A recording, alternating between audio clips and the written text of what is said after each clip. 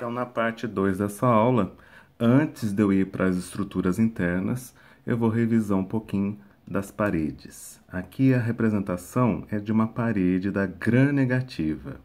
Então, aqui a partir da membrana plasmática, nós vamos ter um espaço entre a membrana e a parede, chamado espaço periplasmático ou periplasma.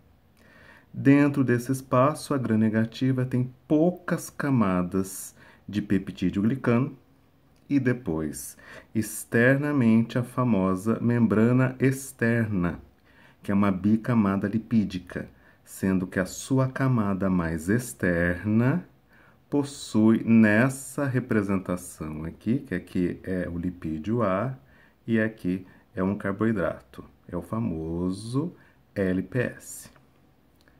Comparando então as duas paredes, aqui é gram-positiva, aqui é gram-negativa. A partir da membrana plasmática, a gente vê em verde nessa representação que a gram-positiva tem uma parede mais espessa, que são várias camadas de peptídeo glicano, e essas estruturas aqui, esses rabiscos no desenho, é o ácido teicoico ou lipoteicoico. Quando a gente vem para a gram-negativa, a gente vê que tem esse espaço periplasmático. Em verde, a representação das poucas camadas de peptídeo glicano. E aqui, externamente, a membrana externa, que tem o LPS. Lembrando da coloração de gram, já realizada em aula prática, a gente vê que o mundo bacteriano se divide em gram-positivo e gram-negativo, sendo que as gram-positivas se coram de roxo pela coloração de gram e as gram-negativas se coram de rosa, vermelho, né? Por que as gram-positivas se tornam roxas? É porque o primeiro corante, que é o cristal violeta, penetra na célula bacteriana e como a gram-positiva tem uma camada mais espessa, ele não sai quando a gente faz a descoloração. Lembrando que primeiro a gente coloca na coloração de gram o cristal violeta, depois o Lugol, para formar um complexo cristal violeta e Lugol, e depois a seguinte etapa, a próxima etapa é a descoloração. Se a gram-positiva, como ela tem uma camada mais espessa, e a descoloração, a gente conta o tempo, né? São até 15 segundos, o álcool não tem tempo para penetrar e arrancar o cristal violeta junto com o Lugol, que está dentro da célula bacteriana. Por isso que a célula gram-positiva, ela se mantém roxa o tempo todo durante a coloração. A gram-negativa não, a camada é fininha e ainda tem gordura, que é aquela membrana externa. Então, quando a gente, na etapa de descoloração, o álcool remove o cristal violeta e ela volta a ficar sem cor. Depois, ela adquire a cor rosa ou vermelha da fucsina, que é o último corante que a gente utiliza, certo? Vamos passar então para os componentes internos. Antes, vamos falar da membrana citoplasmática ou plasmática, que vocês já conhecem, não é novidade, né?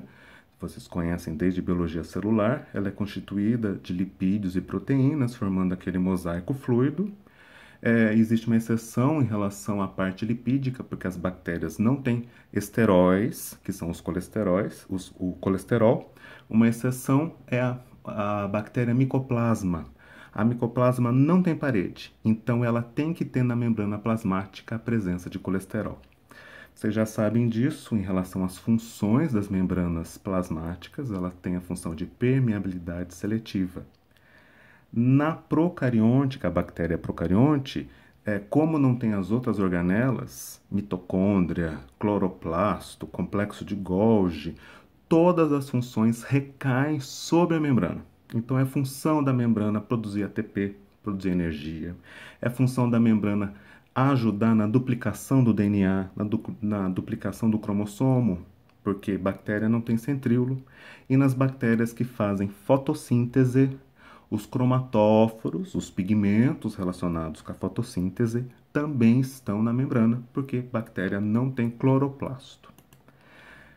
Indo Para as estruturas internas propriamente ditas, a gente vai ter o citoplasma, aquele líquido que preenche a célula. Depois, a única organela que a bactéria possui, que são os ribossomos, que fazem síntese proteica, sendo que nas bactérias eles são menores, os ribossomos dos procariontes das bactérias são menores que os ribossomos dos eucariontes. O tamanho do ribossomo da bactéria é 70S. Esse S aí é uma unidade de sedimentação para medir organela, né? Então, a bactéria tem o ribossomo 70S. As nossas células, o ribossomo tem 80S. Então, portanto, o ribossomo da bactéria é menor. E tem também as chamadas inclusões, que podem ser os grânulos de reserva, glicogênio, que é uma reserva energética, e vesículas de gás e vesículas de óleo. O óleo aí, o lipídio, também seria uma reserva, e a vesícula de gás são para as bactérias que fazem fotossíntese que estão no mar, no lago, para elas poderem, então, medir a profundidade que elas querem, né? Se elas querem chegar mais perto da superfície, por causa do raio do sol, ou mais para dentro da profundidade da água. Na chamada região nuclear é onde está o cromossomo que da bactéria. Ele é gigante e ele é circular e ele é único. Bactéria tem apenas um cromossomo.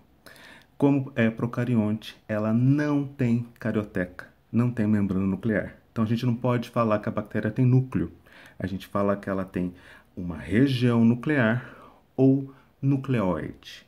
Uma característica interessante da bactéria é que ela tem DNA fora do cromossomo, em pequenas moléculas chamadas plasmídios, que são extremamente importantes, porque podem ter nesses plasmídios genes relacionados com a resistência a antibióticos. Isso é um problema imenso para a saúde pública. E nós já vimos lá no início da aula 1 que as bactérias podem, através daquele processo chamado de conjugação, trocar material genético entre si. Para finalizar, algumas bactérias formam estruturas de resistência chamadas esporos. Para não confundir com os esporos dos fungos, que são mecanismo de reprodução, os esporos bacterianos que são de resistência são chamados de endósporos. Tem algumas bactérias do gênero Bacillus e Clostridium que, quando encontram condições desfavoráveis ao crescimento, por exemplo, essas bactérias não toleram oxigênio, elas são anaeróbicas, obrigatórias. Então, quando elas encontram esse ambiente, elas vão passar por um processo de esporulação. Então, é como se elas se revestissem de uma armadura e ali elas ficam guardadas com metabolismo quase zero, esperando que o ambiente se modifique e elas possam, então, sair desse processo, que elas possam, então, voltar a ser uma célula vegetativa, né? Então, os esporos eles são altamente resistentes aos agentes físicos, aos agentes químicos. Nós vamos ver que a esterilização, uma definição de esterilização é que elimina todas as formas de vida, inclusive os esporos, e elas conseguem manter essa atividade metabólica extremamente baixa, porque o esporo é rico em cálcio e numa substância chamada ácido dipicolínico.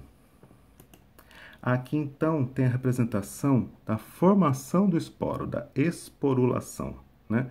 Então, a bactéria ela vai se revestindo de várias camadas, vai precipitando o cálcio até formar aqui o chamado esporo ou endósporo. Certo? Qualquer dúvida, vocês me enviam mensagem por meio do direct. Muito obrigado e até mais.